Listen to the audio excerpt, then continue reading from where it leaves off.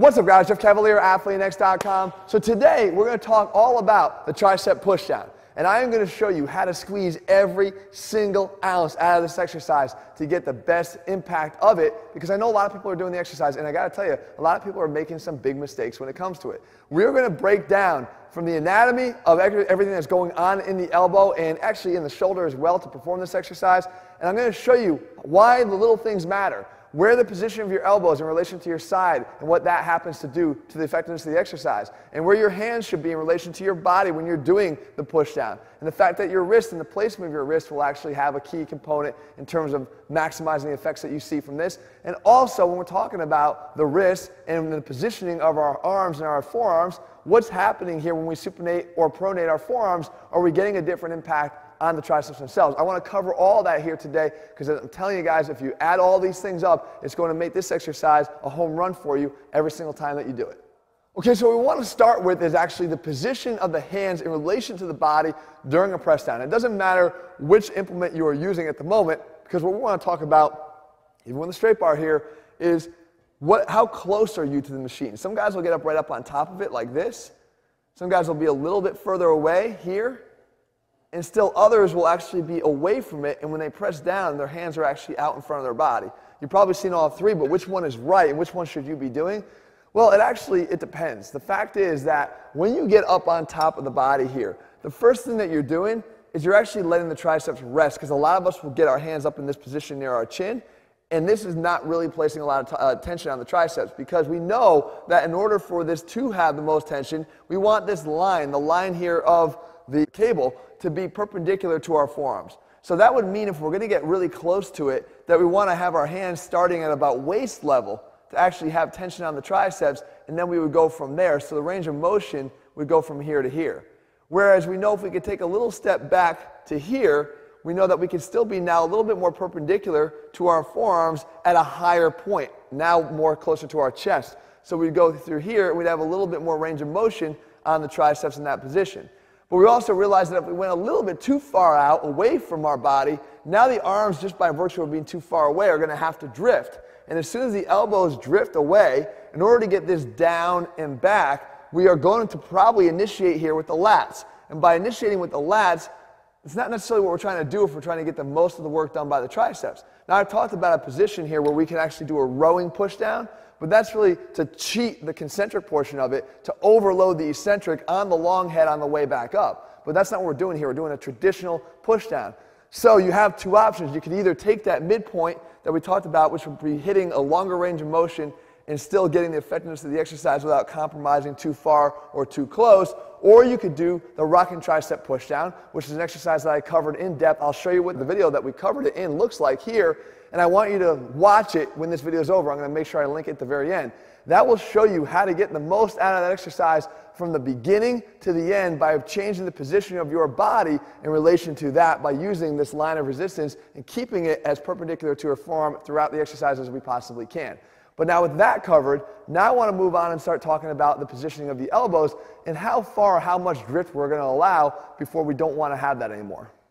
Okay, so now we're talking about the elbow positioning. What you want to make sure you're not doing is allowing your elbows to start drifting so much that it starts to put you into this position. We call this the jackhammer pushdown. And it's not a good thing. And I'm sure you've seen guys do this all the time. They get up here, they load the weight up, right, and they're pushing down just like this.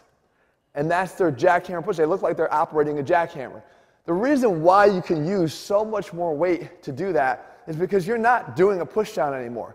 What you've done is, by getting your arms here internally rotated and elbows out and now getting up on top of it, is you've actually created a scenario where you're doing a standing dip, right? Because now what we're doing is, if I were to take this and push down, there's no difference than if I were to actually do like a straight bar dip, or even a dip where I have my hands in closer. Now I'm activating the chest a lot to actually complete the exercise, and we're no longer letting the triceps do the bulk of the work. So if you want to do this right, what you want to do is you want the opposite. You don't want the elbows flaring. You want the elbows held nice and tight to the body. And by virtue of even doing that, you're going to get more long head involvement that crosses the shoulder joint and attaches to the shoulder blade, that will actually want you to be adducted and have your elbows in tight. So here's the best way to do that. You want to go for an elbows tight, hands wide position, as far apart as you can. So hands like this, as wide on the bar as you can, elbows as tight as you can. You can almost pull apart on the bar here and keep the elbows tucked in this way, and that's going to keep you in this position right here. Okay, so we're not allowing the drift of that. We're keeping it in tight, which now focuses all the movement on that arc of this extension and flexion here of the elbow, which is going to maximize the work of the triceps. Okay, the next interesting thing is whether or not it even matters whether or not you're doing an overhand pronated grip push down or an underhand grip. And a lot of guys will swear that when they're doing the underhand grip, they feel the long head of the tricep way back in here contracting with much more intensity. And others will say it doesn't even matter. And if you look at the science and the anatomy there, at first glance you would say it doesn't matter, because here's what's actually happening. Look at here the bones of the elbow. And really, if you look down a little bit lower, you're looking at the bones of the forearm here. You have the ulna and the radius. Now, the ulna is actually the part of the lower forearm that is hinging on the humerus to create the elbow joint. And that is the bone that the triceps all commonly come together and attach to. So that means that if something happens to the ulna there, then yes, you can argue that there will be a difference or an impact on what's happening with the triceps. However, the radius is what creates supination and pronation of the forearm. The radius will roll over the ulna to create pronation or supination here at the forearm.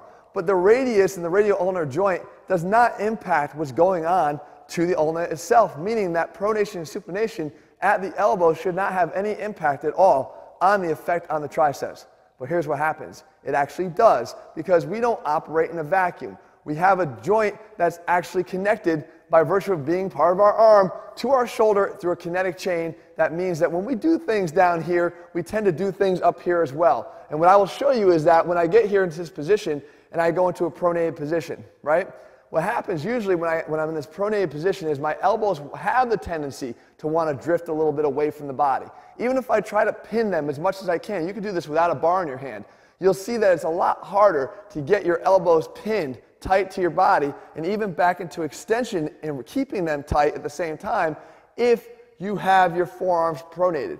When I go underhand though, if I'm in this position, when I go underhand into supination, all of a sudden those elbows will also come in. It's much easier to get my elbows tucked into adduction here at my side and actually back behind my body to get that long head into full contraction by having my hands in this underhand position. So it has nothing to do with what's actually going on at the forearm, but more of what the repercussions of changing the orientation of your forearm will have on your ability to keep your shoulders in the right position to get into a better activation zone for the long head of the tricep. So that is why those that do this exercise and feel like they can, especially if they're doing a one-handed version of it, where they can get their arm back behind their body, that's what you're feeling. You're feeling a better activation of the long head because of that, but not really because of what's actually anatomically happening here at the forearm.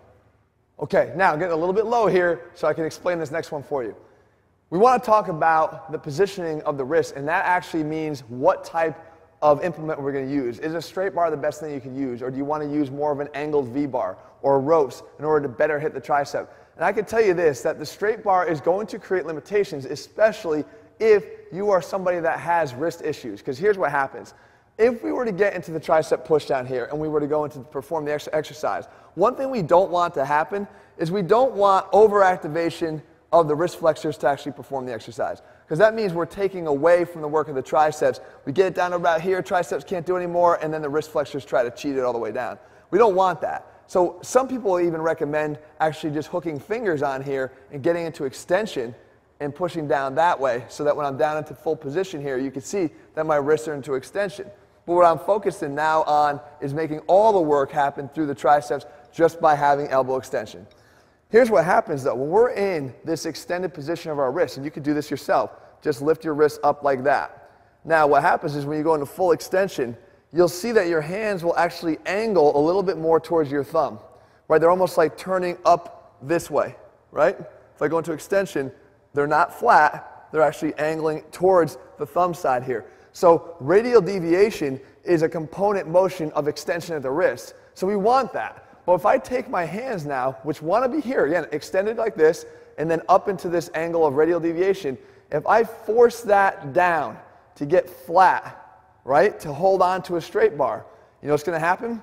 likely you're not going to allow it to hurt your wrists anymore. Or if you have a wrist restriction, to keep pushing and pushing and pushing. What's going to happen is this. If I can't keep my elbows in here, and now I'm in this position here and I want to turn them down, and I can't get them down anymore, what's going to happen? I'll cheat them down by just going like this with my elbows. So if my elbows come out, then I'll actually, I'll act like I'm actually getting more of this downward position in my hands to grab the straight bar. But what I've done is I've just gotten myself into that same issue we just covered, which was the positioning of the elbows too far away from the body. So you want to make sure that you're aware of the fact that your wrists are going to be a key component of how you do the exercise, and if that means using a straight bar or using a rope to get into a position where your hands can actually be a little bit angled up, then that's what you should do. All right, guys, and finally we bring it all home here with asking you the question of, what are you actually trying to train? What area of your triceps are you actually trying to train? Are you trying to train the lateral and medial head on the outside of your elbow here? Or are you trying to train that long head of the triceps, that medial area on the underside here closest to your side? Because you actually have the opportunity to do that, and how you perform the exercise will actually help you to get more or less from any of those heads. Here's what we want to understand though. The two on the outside, the lateral head and the medial head, all they do is extend the elbow. Because they don't have an attachment over the shoulder onto the shoulder blade, then it doesn't matter what else is going on. Only what's happening is how much extension you have at the elbow or not. So if you were to do the exercise, kind of go back to the beginning of the video that we talked about. Let's say you're going to do the exercise and have it out in front of you and just do this. Now let's say we're not allowing the elbows to move, so we're not worried about overactivation of the lats. We're just talking about extension and then flexion. Extension and flexion. You can preferentially hit those two areas of the triceps better by performing the exercise that way. But if you wanted to hit the long head, you could actually do that too, because the long head exercises aren't always the things that put the elbows in the long head of the triceps in stretch. We also have to consider the fact that the long head can be placed in a position where it can have a stronger contraction by getting it into its fully contracted position, which means close to the body and back behind our body. And we can actually do that if we make some changes in what we're doing here. So the first thing I would say is it's pretty difficult to use a straight bar to do that. We already talked about the wrist limitations of that. But even if I went underhand, as I said, it's a little easier to get back there, but you still hit your body with the bar. So right away, if I was trying to get more long head contraction here, or a stronger long head contraction, I'd want to maybe go to a rope. But here's the thing with the rope. I'm still going to have the same issue when I come down here. Yes, I can get my arms tight and behind my body, but I'm going to wind up hitting my body here if the rope's not long enough. So what I always recommend in this position, in this case, is to have access to something really long. So now here, my buddy Smitty Diesel with his straps here, we actually have access to something much longer. So again, it doesn't matter what you use, just want to make sure you have something much longer than a regular rope. So now look what happens. If I get in this position here, my elbows are tight and behind my body, look what I can do now. I can get way back behind my body with my hands into full extension because the rope is going to allow me that excursion. And I can actually turn this push down into almost a standing tricep kickback, which we know is going to hit the long head of the triceps into that contracted range. So the fact is, guys, have a game plan in an area of what you're trying to accomplish, and you'll be able to do it as long as you're now armed with the knowledge of knowing how to attack the tricep pushdown. And again, there's a lot you can do with this exercise. There's a lot you can get out of this exercise, but it's really helpful to understand all of your options and the best way to do it. So I hope we just did that for you in this one video. In the meantime, if you're looking for a training program that pays attention to the details, because they matter, guys. Our anatomy is our anatomy for a reason. It sets us up to perform in a specific way that we can operate at our best. And if you apply that to every one of your workouts and the exercises that you do, you'll be amazed at how much more you get out of your workouts. And that's what we try to accomplish with our ATHLEAN-X training systems. They're all available over at ATHLEAN-X.com. In the meantime, if you found this video helpful, leave your comments and thumbs up below. Let me know what else you want me to cover, and I'll do my best to do that for you in the days and weeks ahead. All right, guys. See you soon.